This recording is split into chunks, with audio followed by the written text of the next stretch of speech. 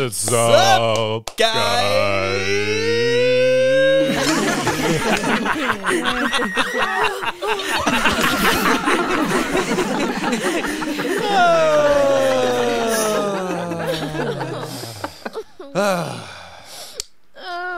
Welcome back, ladies and gentlemen, to the Two Honks podcast, where a honk divided against itself cannot stand. How are you today, Lamar? Yeah. Yeah. How you feeling this week, buddy? Yeah. I feel like Feeling a little rough around the edges? a little bit. A little bit rough, huh? Yeah, I'm doing okay though. So, well, I mean, this is kind of a good thing to start off with, you know? We got to let people know when a good podcast host gets injured, right? There was an injury. Yeah. So, well, here, I want to preface this a little bit before you get into your story that Okay. I have been pressuring Lamar to ride his bike like crazy.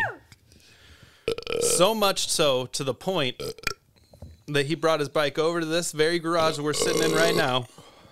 The shop, yeah. We made sure everything was good to go, and you took your bike for a ride to the gym, right?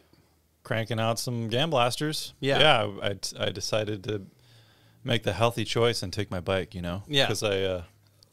Because I'm getting my Gams going. Yeah. So Don't take an Uber to a gym. That Why just would means you- you don't want to go to the gym. yeah. I mean, Take a walk. Unless it's like 20 miles away, then you have an excuse. But we're talking about a good half a baker's dozen blocks. half a baker's So, dozen. Not far. Yeah.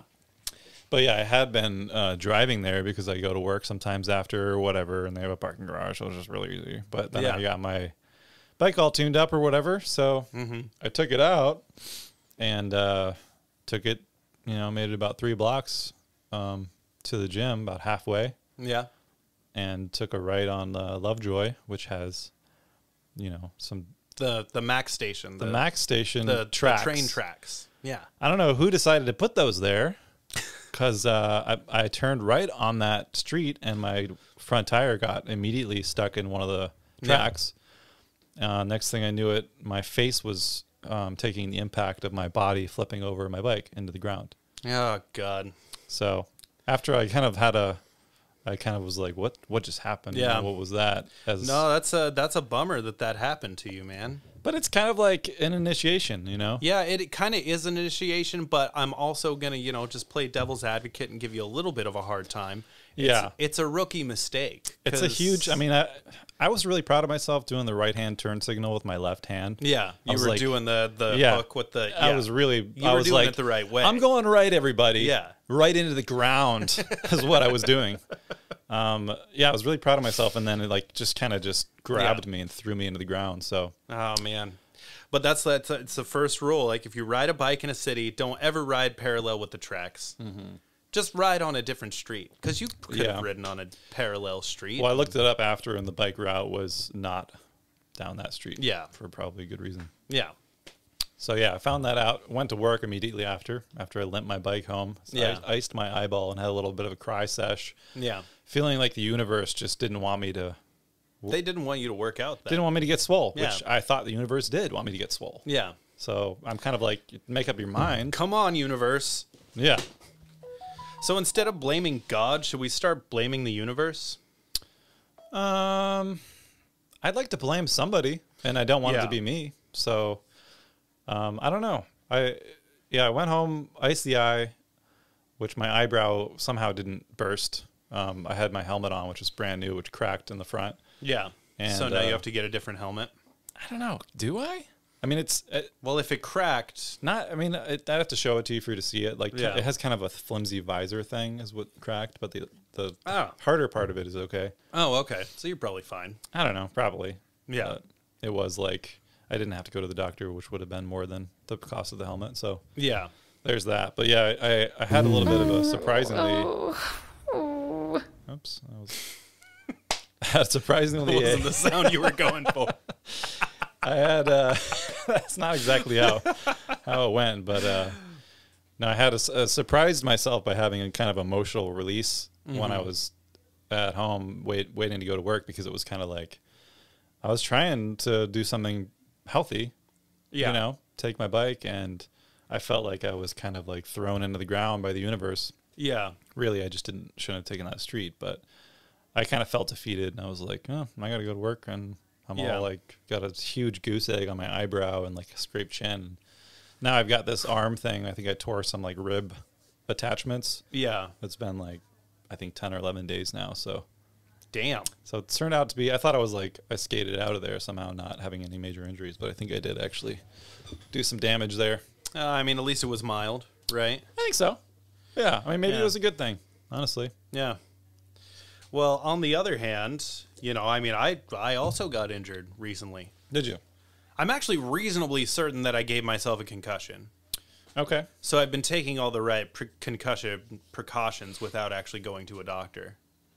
Right. Which maybe somebody's listening to this right now going, this guy's an idiot. Why is he talking about giving himself a concussion and not going to the doctor? You clearly have brain damage just hearing you talk. Well, let me explain. Yeah. I mean, I had brain damage anyway. So here we are. Yeah.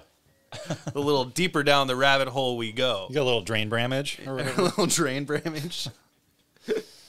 Well, anyway, but I was working on a bike in my garage, and Ezra was hanging out with me. Yeah. Because he likes to, you know, play with tools or whatever while I do what I'm doing. And there was a really tiny bolt, I guess a nut you would call it, just to screw something down, that fell off of the bike, and it was a really important piece, so I had to go find it. Right. And with those little tiny things, you've probably been through this before. Like you draw something, it's gone. It's gone. You never see it. Where the hell did it go? I don't know. Nobody knows. I had to look for it really, really carefully. All the while, by the way, trying to keep a 2-year-old like entertained and like distracted so that I can find it. Yeah. So I'm like in the middle of this thing, and then after probably about 5 minutes of looking, I see it, and I got really excited. And I grabbed it, and I stood up really fast. But so I have the squat rack set up in my garage, and there's these bars that come out away from it. Right.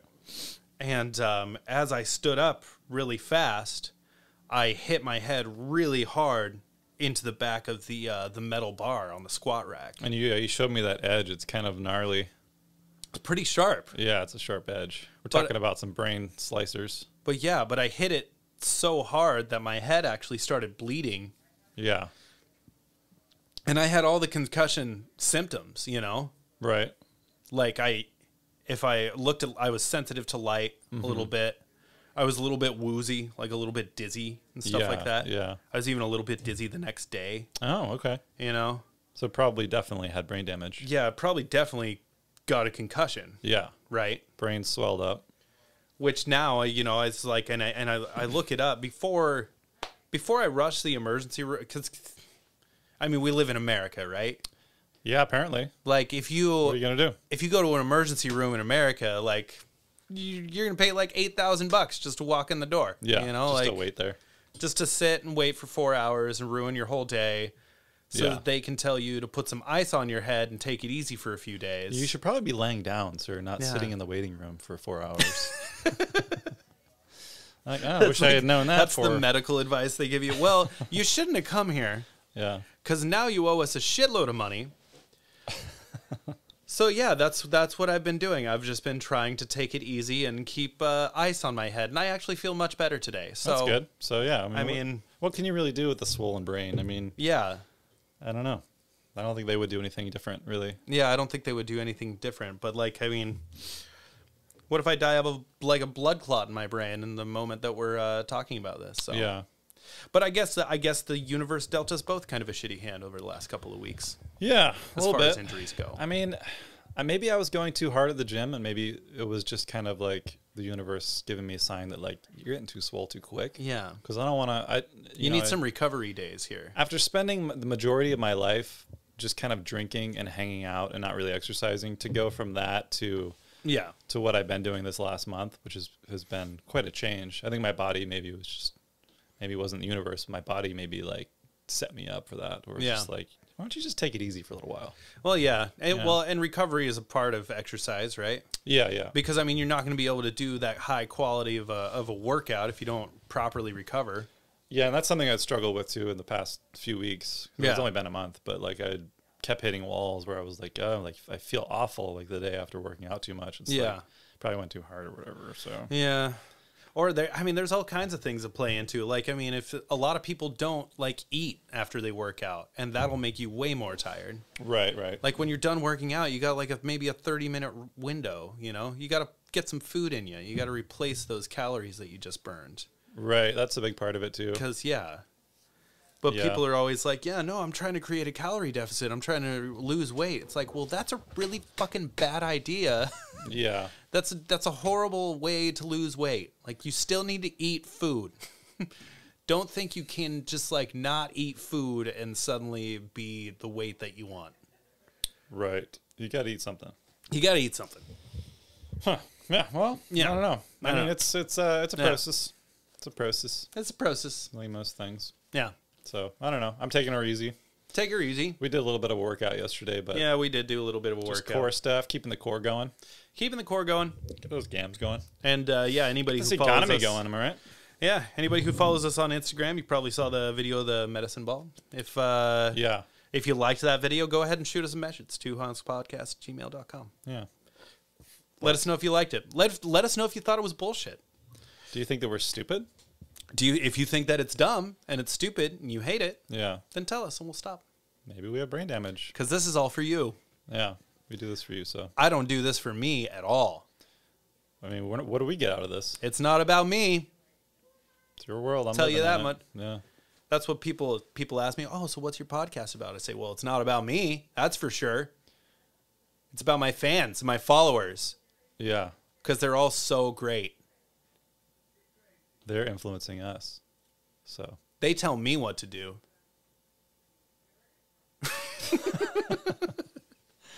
We should take a moment to thank anybody who's actually listening to these podcasts. Yeah, we really should. Because, there's such a huge amount of options for people now. It's like there's a million podcasts. Mm-hmm. Everybody's got them. We have friends that have podcasts. Yeah. Everybody's doing it. Yeah. So it's like, thanks for choosing to listen to ours if you are. So yeah, exactly. We appreciate it, and hope we can hear from people. And yeah, I love hearing from people, and as of yet, I'll be honest with the listener, I haven't heard from anybody yet. We haven't heard a lot out of you guys. Oh, we did have somebody that watched the Instagram video and told us not to fart. Oh. While we did the back and forth. You saw that message. Oh, right. Yeah. True. So that was good. I did. So I want to apologize engagement. for farting there. Maybe we should stop asking our audience to engage with us and just start engaging with them a little bit more. Yeah. Maybe we should do those things that they do on Instagram, like, tell me a good idea for a book to read on a Sunday. Yeah. Do you like should I wear this outfit? Yes or no? No. Like and subscribe. Yeah. Should I wear this outfit? Do you like this hat? But I feel like you were making a segue and then I steamrolled you, so I apologize. Steamrolled it? We talked about this earlier, the Netflix thing. Yeah, so I mean, I read an article recently that was just saying, like, Netflix has been in this game for a long time. Yeah. Probably longer than any other streaming service because they were doing the DVD thing. Yeah. In the 90s, I don't know, was it 2000s, 90s? I worked at Blockbuster in 2007. Netflix was like starting to put us out of business at that point because they would send you DVDs in the mail. They've been doing it for a long time. Yeah. I don't remember when they started, but it's been a very long time. But they're ahead of the game with the technology too, because they realize that there's this thing called decision fatigue, where we have too many fucking options. Yeah. We got HBO Max, we got Hulu, we got Netflix, we got Amazon, Peacock. There's a million of them. Yeah. What am I going to watch? I mean, that's why I locked into Baywatch. When you find something you want to watch, just lock into it, and hopefully there's 13 seasons of it. Yeah, I've had that with a few shows myself. So that's when you get to like not have that decision fatigue. But if you're like somebody who just rips through shows, and they're only a season or two long, you're going to be hungry for some more shows. Yeah, every night. Yeah. So I mean, it's kind of insane that we're at this point where you can binge watch the show like Tiger King, and these documentaries that take years and years and years to film and document and then put them together and release them. And we just eat them like potato chips. Yeah. We're just like, what's next? They're there and then they're gone. I'm hungry, but it only took you 15 years to make that. I finished it in 20 minutes. How the fuck am I not entertained right And on Netflix now, you can watch it at 2-3 times speed or whatever. It's like, okay, well, I'm not entertained anymore because now I'm bored. Which I get that for podcasts. Can we talk about the 2 times, 3 times thing? Yeah. I get it for podcasts. It makes sense. Yeah. Because some podcasts are like 3 hours long, and I'm a person that doesn't have 3 hours to sit and listen to a podcast. Maybe they're slow talkers too. I don't know. Yeah. But like it makes sense to speed up a podcast. But when it comes to Netflix, right? Like, do you really just want to watch all the characters like move really quickly about the screen and talk really, really, really, really fast? Like, hardly be able to understand what's. Yeah. My thinking is that the people who are doing that maybe are like have this like attention thing where they're just like so hyped up that they want to consume it as fast as possible. But I don't know. Yeah, it seems like I know they got a lot of backlash for adding that feature because it's like the people that made these films and movies or documentaries or whatever designed it a certain way. They directed it to be presented in this way, and we've never had the option to like now you're just like it. Allowing people to steamroll the hell through it. Yeah, that's pretty crazy. And I don't know. I mean, I've never really used that except to put it in slow motion because I think it's hilarious. Yeah, like we were saying, it makes everybody sound really drunk if you do it, which is pretty hilarious. Yeah, like the halftime thing. Put it in halftime, it sounds like we're wasted all of a sudden. Yeah, it's funny. It's great though. It's entertaining. We did that little. I'll have to put that on the Instagram too. That little clip that we did with the episode that Tom was on. Yeah. Well, we could take a snippet from this one too. It's just like we were talking about American cheese, and it was like, I didn't even know you could get American cheese. Well, I learned about that. Okay. Oh, okay. Well, that's really interesting. We should do an entire episode where we just talk like that. And then speed it up. Where we talk in halftime. And the title will be like, listen to this in 2X. Yeah, 2X Life. Bring it back. 2X Life. But so Netflix has this new thing where it's like they realize that their viewers are fatiguing just trying to decide what to watch because there's too many options, because we can't be entertained anymore because there's too much entertainment, which is an insane. We've reached this point where like the point of novelty is like reached an epic proportion. Yeah. You know? So they decided they want to create this feature where you just push a button that's like play something, and it just automatically, like turning a TV on back in the day would automatically just start playing something. Yeah. And you could skip if you didn't like it, but it'd be based on algorithms that are already there presented in the bookcase format where you're flipping through anyways. So it's like, I don't want to think about it. You just play something that you think I'll like. Yeah. And I'll tell you if I like it or not. Yeah. That's the idea. And they're like, I guess they're already rolling this out to like test people. Yeah. If you're selected, you already have the feature maybe. Wasn't there a streaming service that called that Instant Joy? Well, that was what they codenamed this idea before they like actually realized it. So that was Netflix. Yeah, that was Netflix. Instant Joy. It's just like the old days. You turn on the TV and it's like, I don't want to think about it. Just show me something. Well, we talked about this too. Like, what if you click Instant Joy and it's not? If it's not, is it still an Instant Joy button? If I hate what Netflix shows me right away? Wouldn't it be Instant Rage or like... Yeah, Instant Rage. Maybe that should be an intentional option. If I'm going to have an Instant Joy button, why shouldn't I have an Instant Rage button too? I would think that you would want that. Yeah. Well, besides... And this is another thing that's strange to me. It's like if you know what you want to watch, you really want to watch it. Isn't clicking play on the thing that you want to watch in and of itself instant joy? Why would watching something random bring me instant joy? I don't know. It doesn't make sense.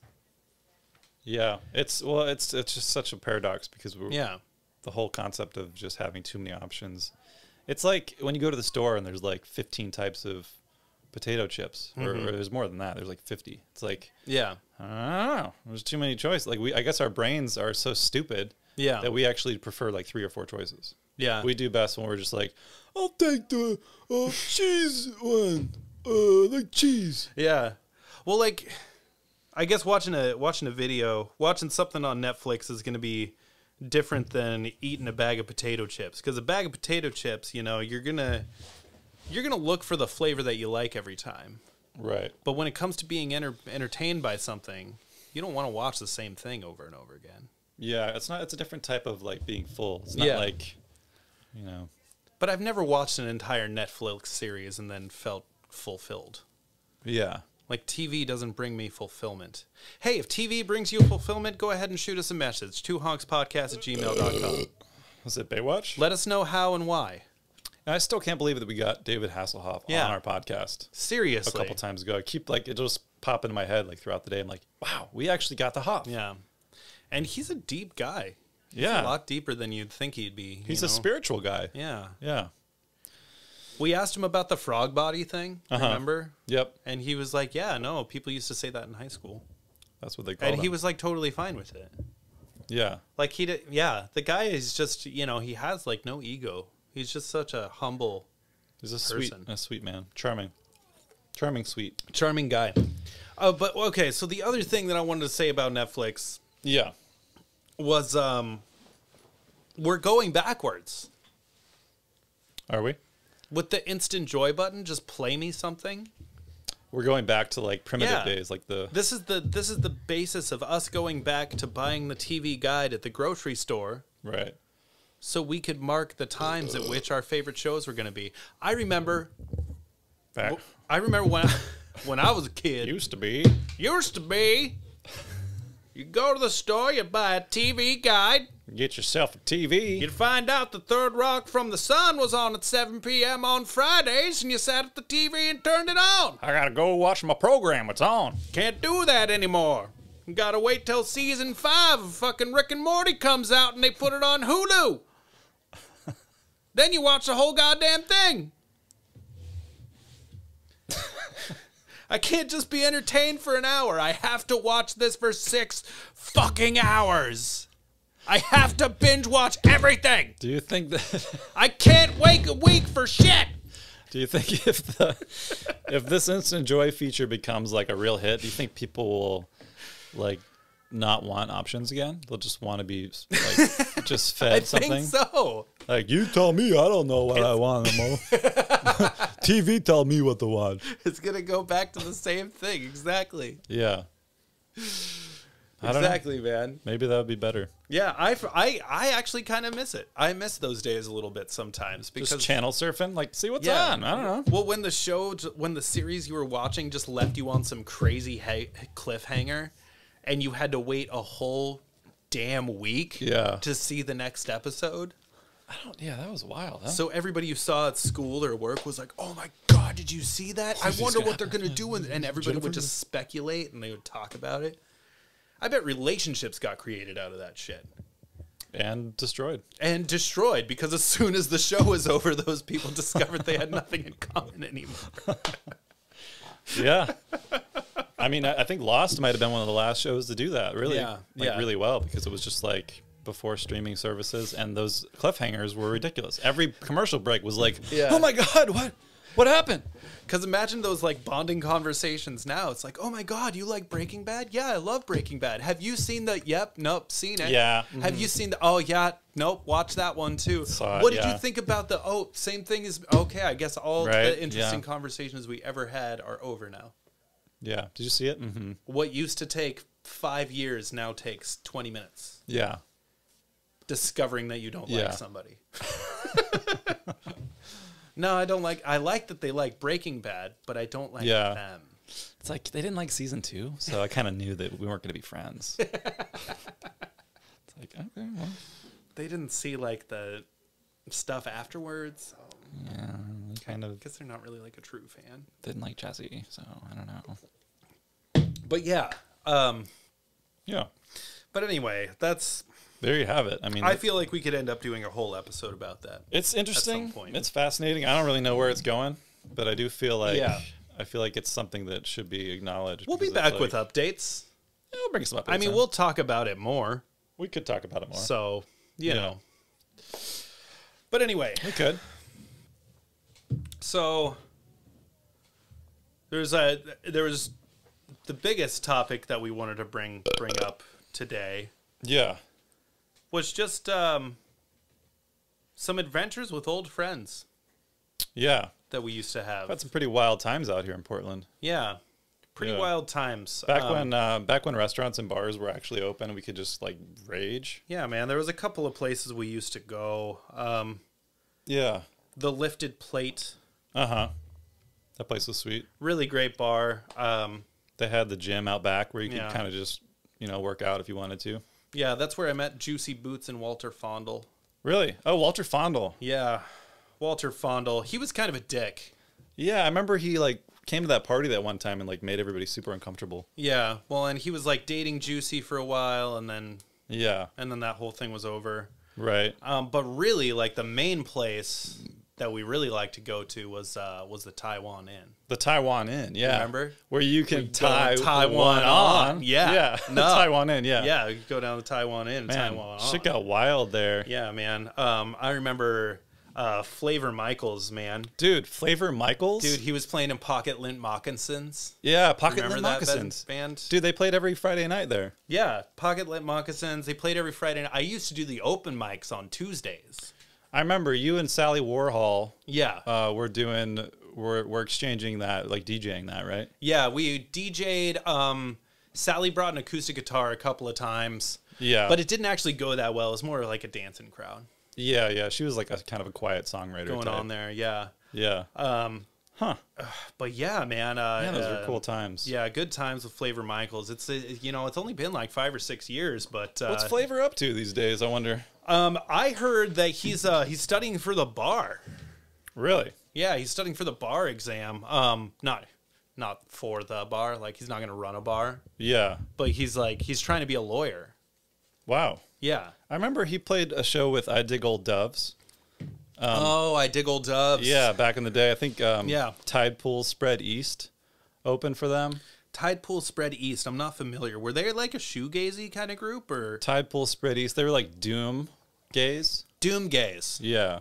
So kind of like surf metal. Yeah, like kind of like Smoke About Jesus, but like a little bit more like country, like neo country psychedelic. Like So they were like a doom gaze neo country psychedelic yeah, trip hop. not quite trip hop. Like I would say more doom than trip hop. Did they have like a Latin influence at all? They had a zither player.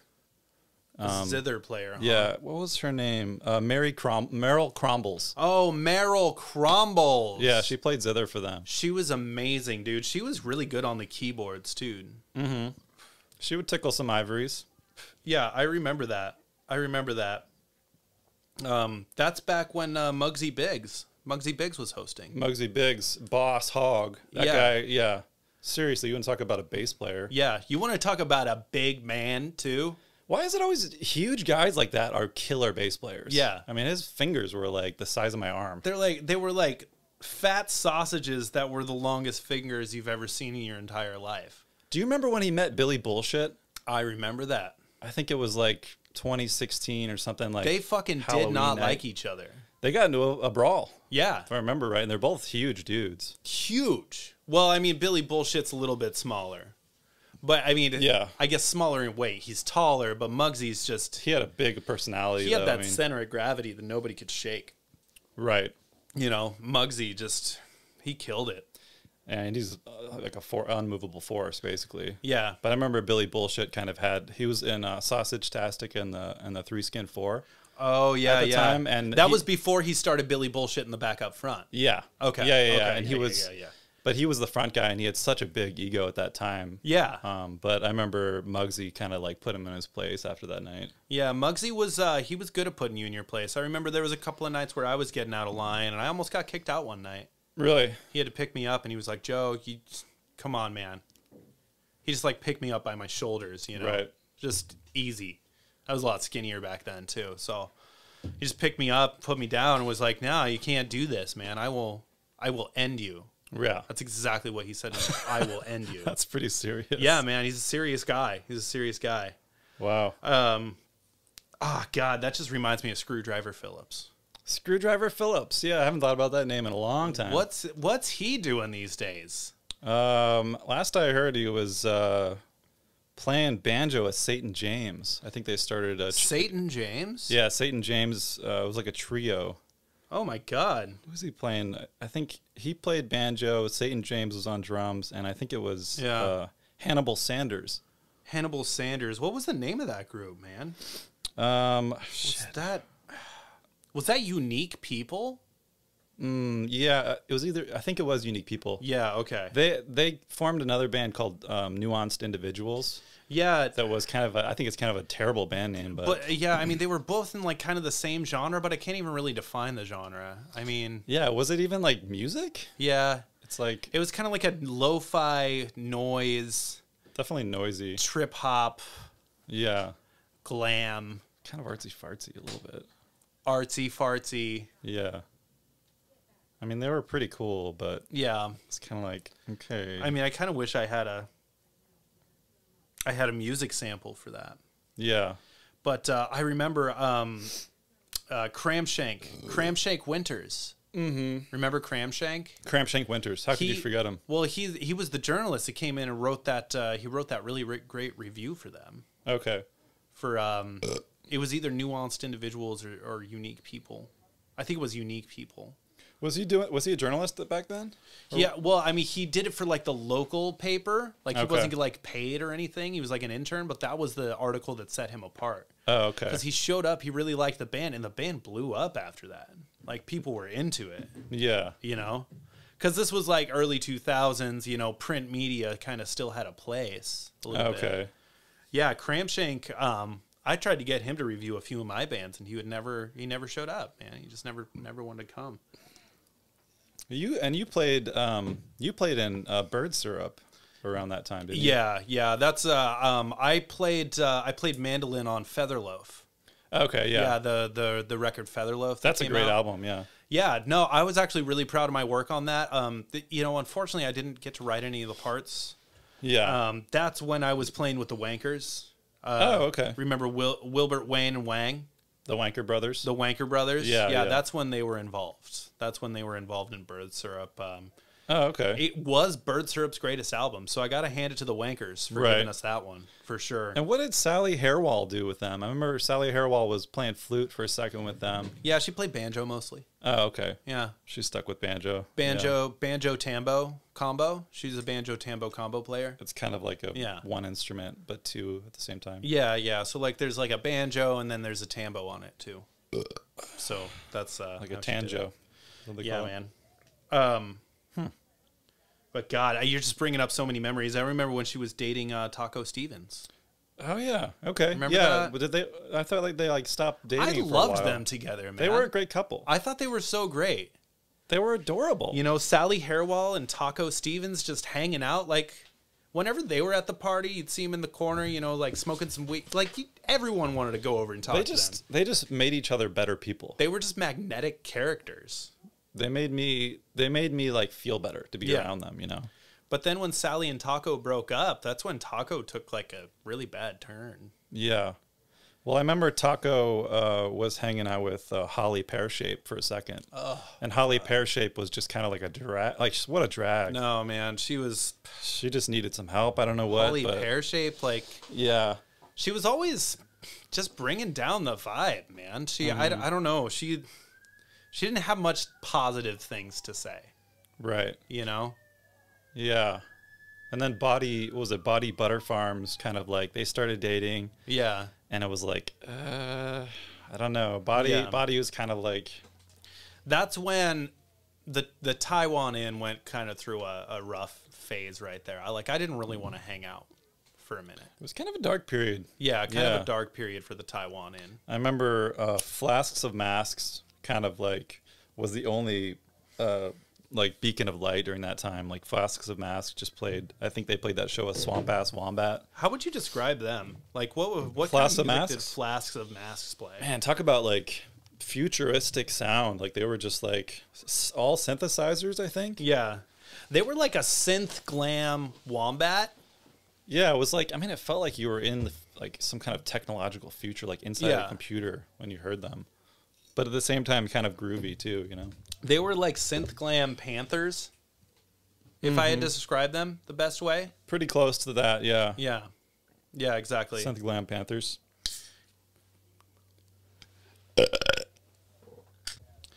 But that like kind of brings me to where like I want to talk about when Sally Hairwall she met Cram Daniels.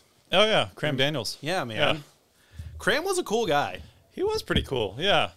Yeah, man. Was he in a band, or was he just kind of a solo dude? No, he never really played in a band. I mean, he only played the open mic like a handful of times. He wasn't too much. He was I remember he snapped. He was Yeah. just a snapper. He didn't have an instrument. He did like some scat or something Yeah, like yeah. that.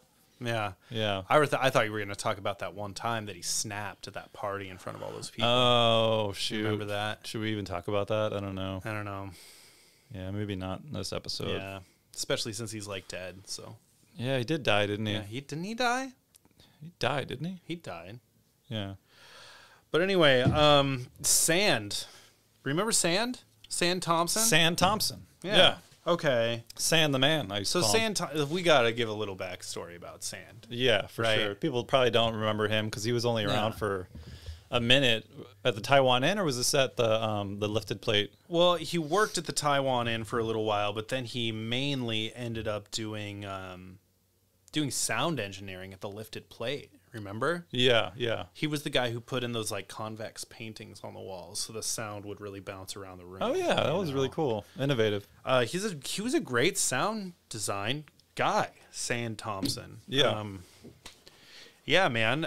He was another unfortunate soul that was taken from us a little bit too soon. Yeah, You know, a little bit.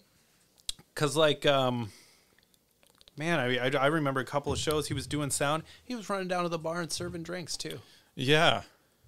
I never saw that guy have a drop, not Oh, a yeah. drop of alcohol. No, he was- worked too hard. Yeah, You know. he was always on his toes, man. Yeah. Always on his toes. Right. Yeah, he was doing great things, man.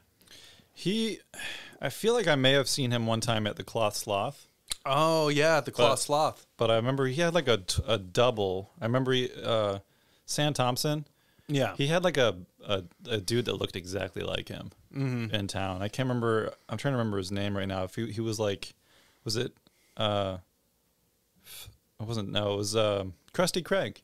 Oh, Krusty Craig. They look like brothers almost. Oh man, that old band Krusty Craig and the Crab Rangoon. Yeah, and the Crab Rangoon. Man, yeah. I love Krusty Craig and the Crab Rangoon. Oh, everybody loves them. Yeah, I mean, they come were on. the best, man. They were just so fun. Just like So fun. everybody loves them. Yeah. How could you not? Remember how they used to like fire pink confetti in like people's faces? Dude, they were all about the showmanship. Yeah. Seriously. Yeah. And like just ripping their shirts off. Yeah, man. Like every set, like every song. Yeah. How many shirts do you think you saw them go through? Yeah. Like 100? 100 shirts. And one show. Remember that one show?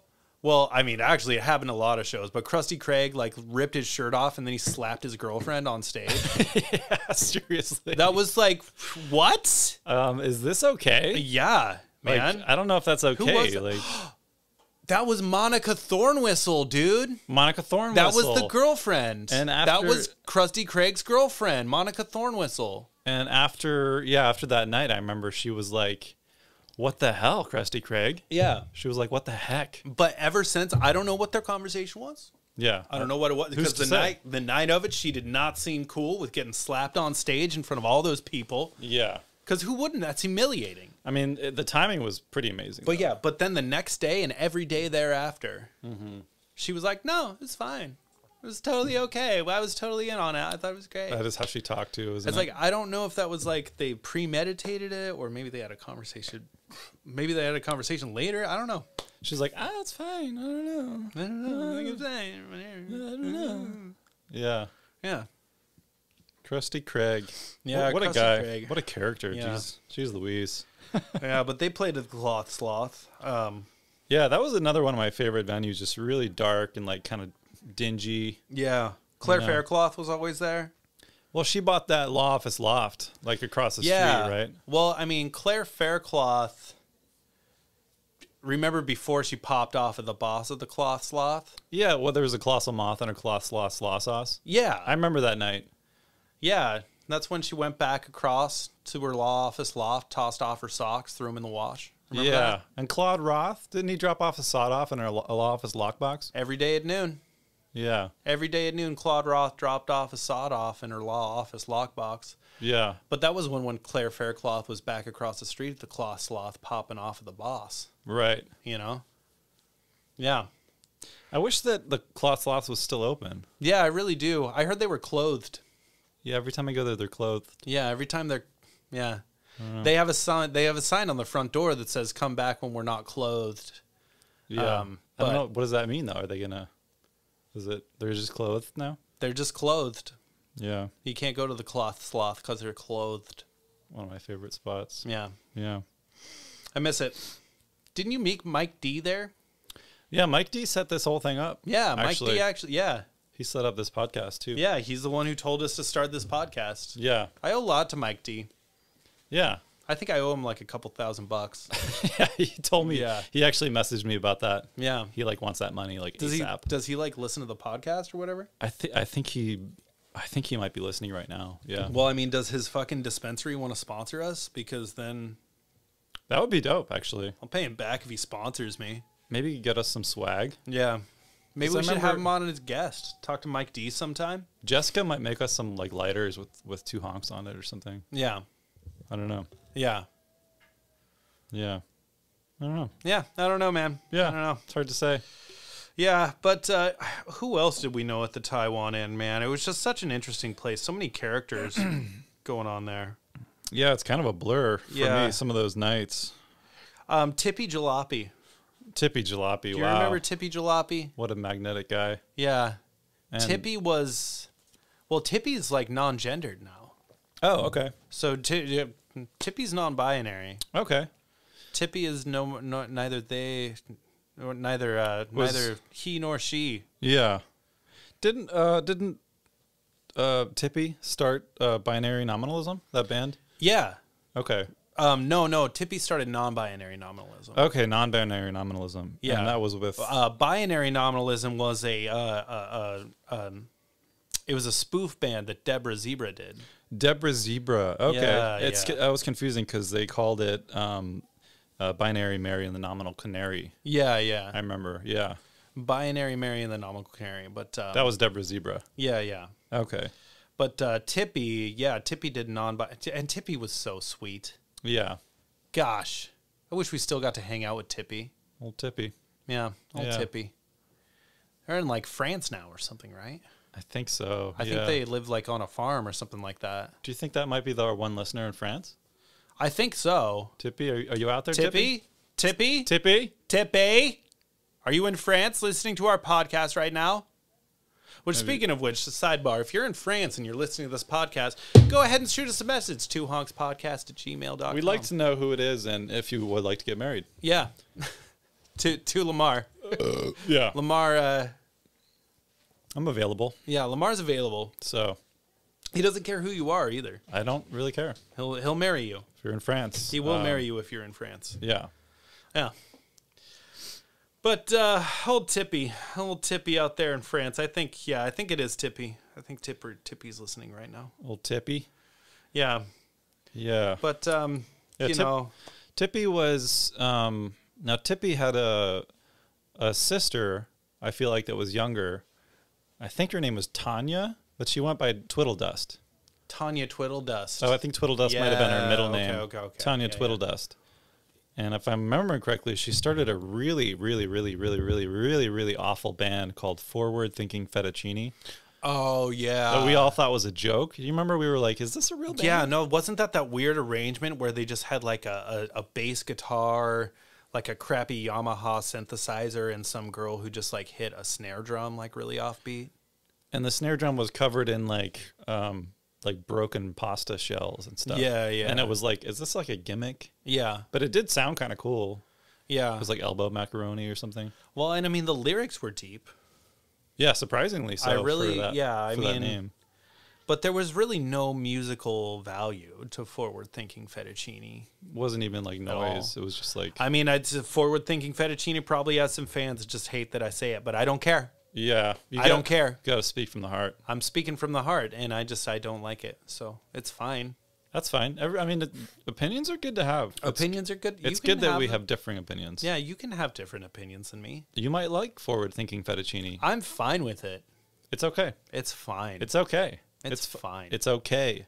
It's okay. I'm okay. You're okay. I'm It's fine. fine. It's fine. Stop asking. Yeah. I'm fine. It's fine. It's okay. Mm-hmm. But yeah, I mean, I think the biggest thing is our friend Brian Barnacle. Mm-hmm. Remember when we met him down at the Yeah. the Claw Sloth? Brian Barnacle, what a jolly and interesting person. Just like, you know. Yeah, he used to breastfeed his beautiful baby boys, beautiful blonde baby boys. Yeah, he had those beautiful blonde baby boys he'd breastfeed. Yeah, Yeah. was big, beautiful breasts. I heard Brian Barnacle had bunk beds that he built for his beautiful baby boys. Brian Barnacle built bunk beds for his beautiful blonde baby boys. And beer battered bread burritos before bed.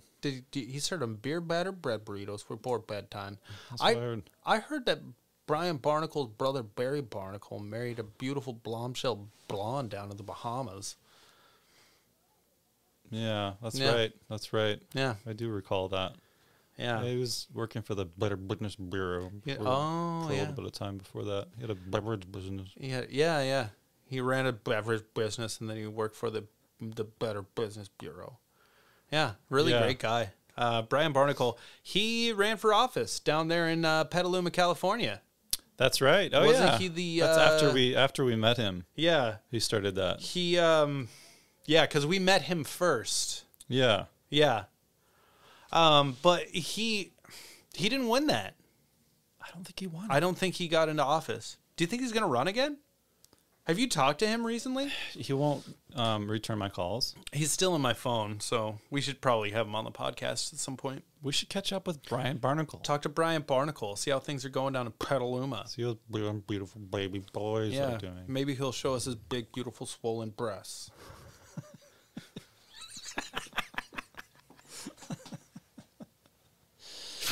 I would like that, you know? Yeah, exactly. But yeah, just a great place, the Taiwan Inn. Taiwan Inn, where I don't know. I think I'm out of stories. Yeah. We might have to come back to this. Yeah. We might have to talk about the Taiwan Inn a little bit more.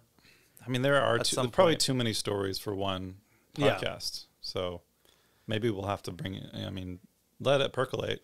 Yeah. Because there were a lot of pretty insane bands that we saw there with Yeah. some serious characters. And hey, you know what? If you heard your name mentioned in this episode, Yeah. go ahead and shoot us a message to Right. honkspodcast@gmail.com. Let us know if you want to be on the show or not. Cramshank Winters. Cramshank Winters. I feel like, yeah, we should probably hear from them and Yeah. a couple other people. Linda Ballhang. Oh, I we know. didn't even talk about Linda Ballhang. Linda Ballhang? Yeah. Seriously, talking about like a promoter. You want to talk about the funnest person you've ever talked about in your entire life? We're talking about network connections. We're talking about people, laughing, smiles, happy people. We're talking about Linda Ballhang. Linda motherfucking Ballhang. When I see happy people in my day-to-day life and they're smiling, they're walking down the street, I think Linda Ballhang. Yeah, I mean, synonymous. What a Joy. joy. Yeah. Nothing but joy. Instant joy. More like Linda Joy Hang. Yeah, a little more. Yeah. Linda Ballhang. Yeah. Yeah, good old Linda Ballhang. But yeah, we can percolate that and come back to it. Yeah, we can percolate it. There's so many people. Yeah, there's just so many people. I feel like before we end the episode, Yeah. because where are we at right now? We got like 45 minutes going on here. I don't know. Something like that. We're running it. We're hard to running. We're running long. Mm-hmm. We don't do any 2-hour episodes anymore. By the way, Yeah. that's not our man. I mean, we might again, but I feel like we're on the Netflix vibe. Yeah. We got to make it digestible. Yeah. People want to consume as many as possible. They're going to be listening to this at like 4 acts probably. Yeah. Just like, Yeah. Just We can gotta- get through it. we're just trying to make it through the show. So But I mean, if you're a listener and a subscriber and somebody who's Venmo'd us money recently, we just need to like thank a few people. yeah. Oh yeah, we should. Thank you Off for of those, our list those here. donations. We already spent all that money, but it was money well spent. Seriously. Wallace Langley, your $20 donation made a huge difference for us. Thank you, Wallace. Thank you, Wallace. Who else do we have on here? Ednerd Blasterson, Ednerd Blasterson. wherever you are. That was a huge donation, $350 And from that was Ednerd Blasterson. I believe that's a listener in Norway. Norway. Yeah. That's wow. what I'm seeing here. Ednerd Blasterson, go ahead and shoot us a message at twohonkspodcast@gmail.com. Let us know where you live on the fjords. Just let us know. How is it out there? How is it out there? I also want to thank Candace Tacos. Candace Tacos. Your name just makes us think of Taco Stevens. We loved that guy. R.I.P. Taco. I love all tacos, honestly. I love all tacos. Who else is on this list? Who do you want to thank, Lamar? There was a big donor here, Bianca Briefcase. Bianca Briefcase. I appreciate that. 2,500. Yeah, 20. That was a big one. Again, money's gone. Very happy. We already spent that, Yeah. but this is an operation that it takes a magnificent amount of cash to run. Yeah. So keep those coming in. We do appreciate it, but we do need more. Yeah, we're spending it on gym memberships and dietary supplements, just so you guys know. Protein bars. I also want to thank Gertrude Gelante. She's actually our oldest listener. She's 74 years old today. Happy birthday, Gertrude. Okay. That was a horrible clap. That sounded like somebody was okay, just let's beat to death. Gertrude, there you go. Gertrude. Happy birthday. 74th birthday, Gertrude Appreciate really that. happy you to contribute to the show. Romby nightstand, $1. Romby nightstand. $1. Thank you. Every dollar helps, Romby. Thank you so much. I bought a Powerade. Thank you. Yeah.